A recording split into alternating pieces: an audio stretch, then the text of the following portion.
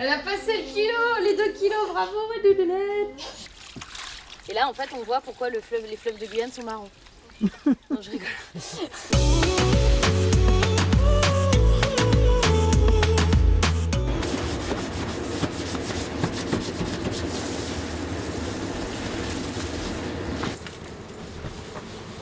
Au centre de soins on a reçu une portée de 4 bébés loutres géantes. Qui ont été retrouvées en train de se noyer dans un fleuve. Faut savoir qu'elles avaient quelques jours, elles avaient les yeux fermés. C'est un moment de leur vie où normalement elles sortent absolument pas de la catiche, c'est le trou dans lequel la maman met bas. Et donc on ne sait pas exactement ce qui s'est passé, mais en tout cas ces bébés-là se sont retrouvés au milieu du fleuve sans être capables de nager et sans évidemment être capables de faire quoi que ce soit parce qu'elles faisaient 300 grammes et avec les yeux fermés, donc elles sont arrivées chez nous et maintenant notre travail c'est d'essayer de les élever à la place de la maman. Là on est en train de préparer la caisse, ça c'est la caisse de transport en fait, parce que maintenant elle commence à être grosse. Et donc quand on les transporte généralement, on essaye de les maintenir quasiment tout le temps, toutes les 4. Donc ça c'est la caisse pour les transporter de l'hôpital jusqu'à la clinique pour le biberonnage et la caisse de transport pour les mettre dans notre voiture pour les emmener chez nous pour les biberonnages de nuit.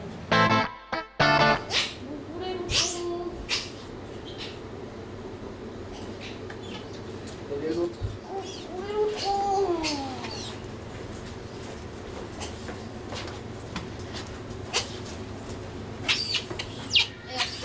Le grillage parce que le temps qu'on les pèse.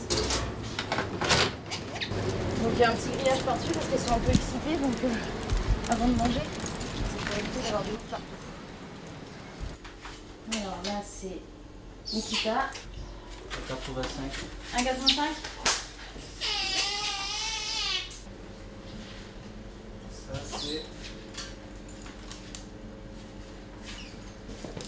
T'as repris Nikita. Non. Si. Donc l'autre c'était pas Nikita. Laquelle? L'autre que j'ai remis. J'ai remis celle-là. Ah bah non, regarde, c'est le petit mâle. Elles se ressemblent toutes. En fait, elles se ressemblent toutes, mais c'est bien. Elles se ressemblent toutes. Et donc en fait, c'est vrai que lui, on n'a pas l'habitude de ce qui va mieux depuis peu de temps. D'habitude, il était séparé. Et en fait, elles ont toutes une tache différente. Le mâle, il a des grosses taches là, partout. Et j'ai vu les 2 petites pointes et j'ai cru que c'était Nikita parce que Nikita aussi, elle a 2 petites pointes là. Un petit diable. Donc c'était le mâle, hein, 85. On s'est mis en relation avec plein d'experts. Qui nous ont tous donné pas des très bonnes nouvelles et pour nous dire que voilà, ça a très peu de chances de réussir. On nous a même dit que c'était un peu peine perdue, tellement le succès d'élevage de loutres géantes à la main était faible. Nous on a 4 loutres, donc 3 femelles et un mâle, et ça fait 2 mois qu'elles sont là et c'est la période critique où on perd le plus d'animaux apparemment en élevage à la main et elles sont encore toutes là. Elles ont un petit peu plus de 2 mois et elles viennent d'atteindre les 2 kilos hier et aujourd'hui. Il y en a encore 2 petites retardataires, on attend de voir si elles passent la barre des 2 kilos.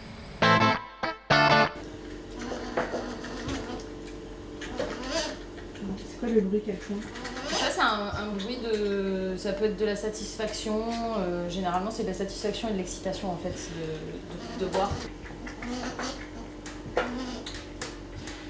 Et je vois que tu la stimules, tu chatouilles les fesses. Ouais, exactement. En fait, c'est ce que la mère fait avec sa langue, mais je préfère le faire avec main. Avec sa langue, en fait, la femelle, elle va avoir tendance à aller lui lécher la partie génitale pour la nettoyer et pour la stimuler à boire. Ça, c'est du sébum qu'on a sur les mains. C'est pas de la saleté. C'est vraiment quelque chose que sécrète leur peau. Pour les poils en fait, ça va imperméabiliser les poils, hein, c'est un animal semi-aquatique. Ça imperméabilise les poils, ça protège des insectes et puis ça sent un petit peu fort. Et ça permet de la reconnaissance individuelle. Les animaux qui sentent fort, généralement, ils se reconnaissent entre eux, le mâle des femelles, tout ça.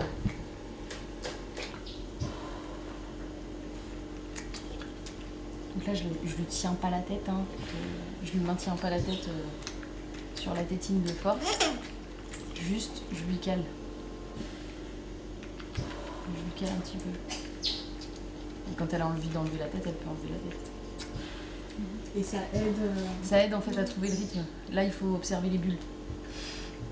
Si les bulles montent, là, elle tète pas par exemple. Après, il y a plein de moments où elle a juste envie de jouer avec la tétine. Ça, je la stimule à téter. Donc c'est vraiment pas simple parce qu'on a peu d'expérience en règle générale sur l'élevage des loutres géantes à la main. C'est des biberons toutes les 2 heures, la nuit également.